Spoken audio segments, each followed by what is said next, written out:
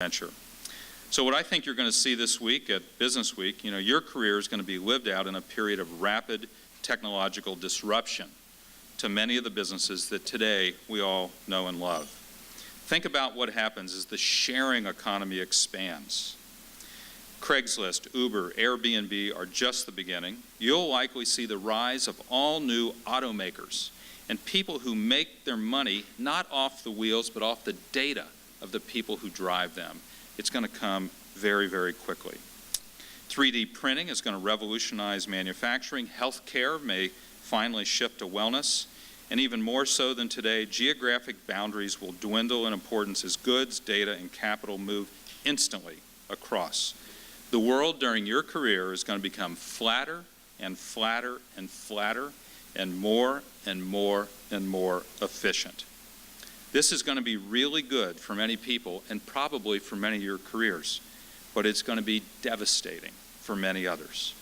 So I want to leave you today with a little bit of a challenge. Actually, I want to leave you with a really big challenge. As we stand here today, we're 7 months from a historic presidential election. But we're about a year into a true peasants' uprising that's shaking up both political parties. The rise of Donald Trump and the rise of Bernie Sanders fueled the burn, which political and business establishment leaders never saw coming, right? They never saw this coming. They never do.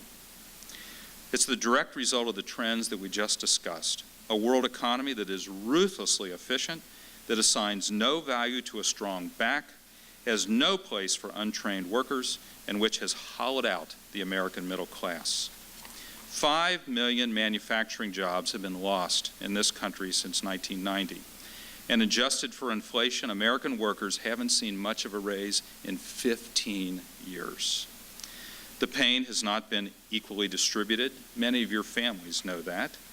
In many of our strongest cities, cities where we do a lot of business, great dynamic cities like Nashville, Denver, we see rising prosperity, cranes everywhere, new businesses popping up, and right alongside of it, rising poverty and a very wide gulf in between.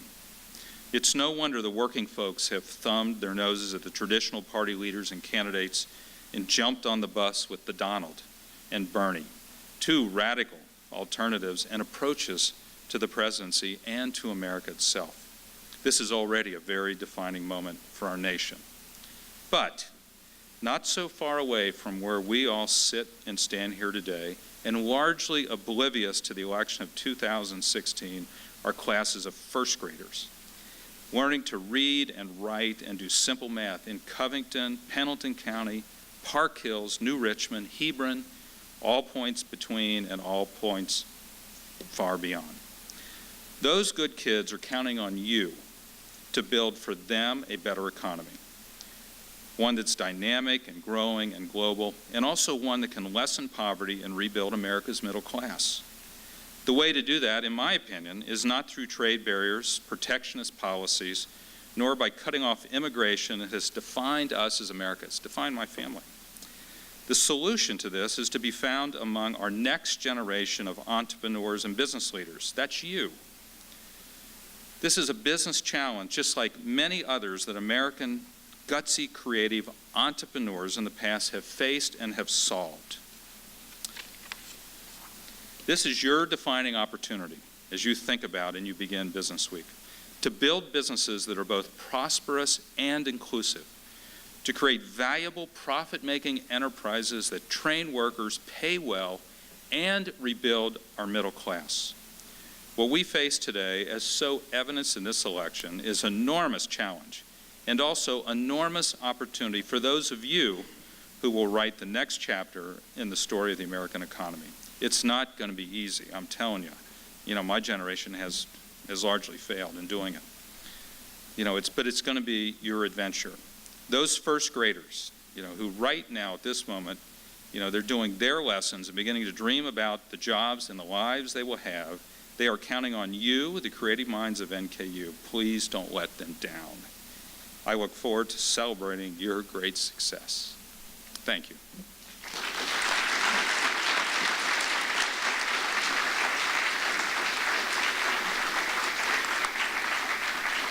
We have time for questions. Got microphones. Raise your hands. Right back there.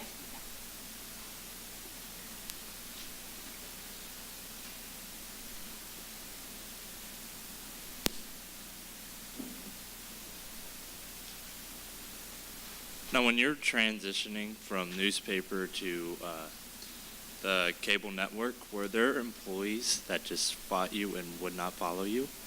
I'm sorry, were there employees? That just wouldn't accept the change. They would just fight you every second of the way. Absolutely. There always are. It doesn't matter what business you're in. There are going to be those who do their very best to try to defeat change. And again, many of them are just nice people who just don't want to have to do something a little different than they did. Or for some reason, they don't believe that more than one thing can be true at the same time. Plenty of things can be true at the same time. One thing can be a good business and so can another. But yes, there are always people who will try to do their very best to prevent change from happening inside of an enterprise. And we've gone through it many, many times. I think the one thing we do different and probably better than many organizations is we sort of keep that culture of change moving all the time. You know, as I said, I love a little chaos, you know, and if we don't have a little chaos in the system, we do our best to start it just to keep people, you know, moving along. But yeah, you'll definitely face all kinds of resistance if you're part of the revolution in any enterprise.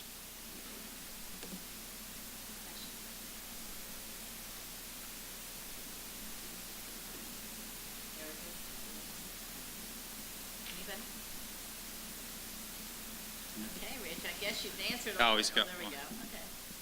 Hi, I have a question about, on a personal level, as a titan of your industry, how you rose to such a level, and if you were able to, and how you did, maintain that life-work balance to really spend time with your family and Yeah. see your family grow while your company grow to such great levels. Yep. Okay. Well, I'm going to tell you the truth. There's no such thing as work-life balance.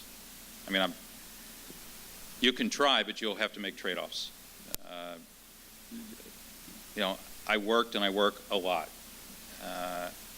And when my kids were young, I made them a top priority. So I did a lot of, you know, a 6 a.m. flight somewhere,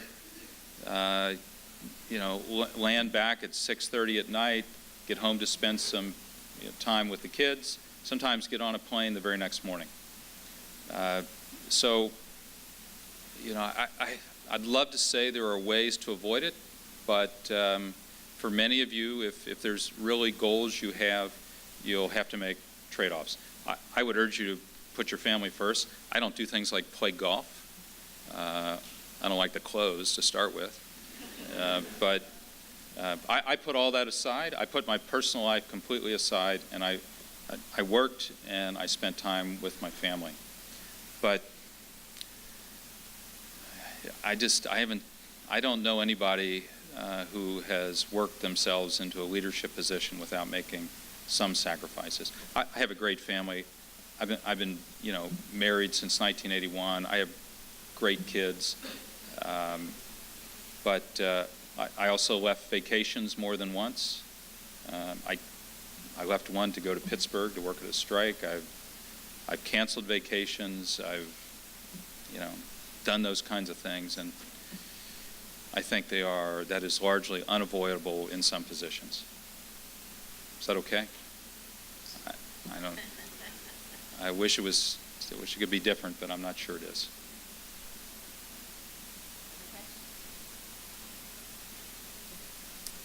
Yeah, go ahead. I'm actually a PR major. Yeah. And we often work very closely with journalists. Yes. So when you first started working as a journalist, what was one piece of advice that you wish you had been given? I started working as a journalist. What's one piece, or in PR? Well, I would, in PR or journalism, and in most business, I would work on being an excellent communicator. For those of you in the business school, I assume you have opportunities to take classes and, you know, outside your major. I would really urge you to take some really strong writing classes. And news, the first level of news writing over in communications is an excellent place to start. Having those fundamental, strong writing and communication skills will take your career much beyond where you'd hope. We give writing classes for managers and executives in our company because we so value that ability to get your ideas down and across. And those who can't really struggle. It's very, very hard. It'll be career limiting if you're not a pretty good communicator in all fields.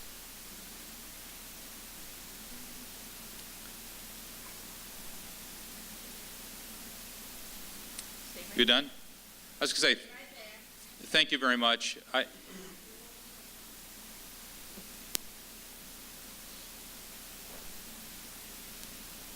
What creative ways do you reward your employees? What creative ways well, one, as I said, we're a mission-based culture, so we largely expect, or almost all of our folks are involved in all kinds of things in the community. We believe in giving back, and we back what people are interested in, both monetarily and with other resources. And then we do things like the little things like ice cream, popcorn Fridays. We let everybody dress casual. We let people have flexible schedules. And then we have a strong incentive-based comp system. I really believe strongly in incentive compensation. So, if you're a hard-working entrepreneur, you can make much more at Scripps than you can if you'd rather have sort of a nice, safe job. And we are, despite work-life balance being a challenge for many, we are a family-friendly place. If you have sick kids, you go. We don't ever quibble over things like that. Perhaps time for just one more question? That's fine. Sorry to hog the mic. So you said there was the second revolution where the digital piece of the pie was very small. Yes. And did you, at that point, it's kind of a two-part question, did you forecast that piece of the pie getting so much bigger during the third revolution? No, our expectations for the cable networks during this sort of the second revolution, our expectations were very modest. It turned into a multi-billion-dollar business.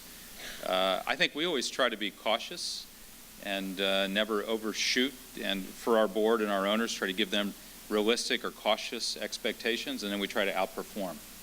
But no, I would have never thought the transformation would be as dramatic as we've seen today. So then during your third revolution, you see the digital portion becoming much bigger.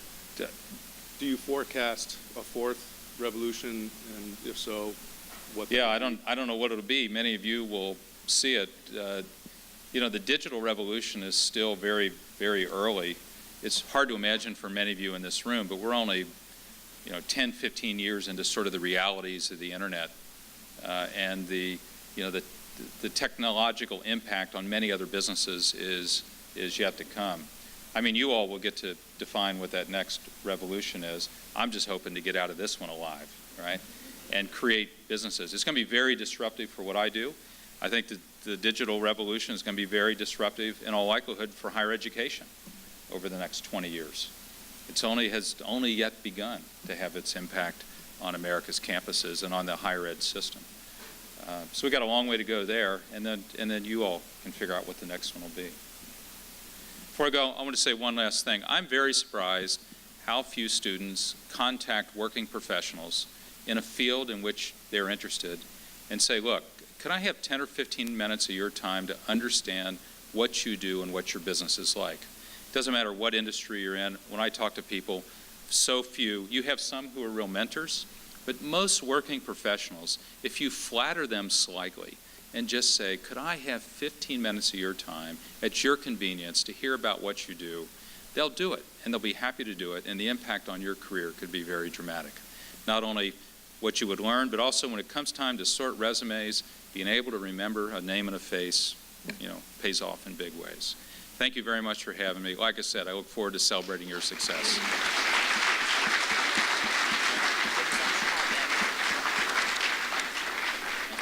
Certainly, we owe Rich a tremendous debt in terms of, where'd he go? He left me here.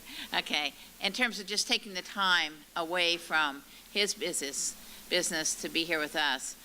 It certainly reflects your commitment to our university as an alumni, but also a commitment to these young men and women who are looking to you for that journey ahead, which is an exciting journey. So on behalf of the Hale U.S. Bank College of Business, if you didn't have enough Norse identified things here, we're going to give this to you. That's right. Thank you so much. Thank you. For being here. Take care. Are you going to stand here a minute? If they Yeah, want to come sure. here? He'll be standing here for a few minutes if some of you want to come up and talk to him personally. Otherwise, head to your next session, grab those biscuits, and enjoy your day.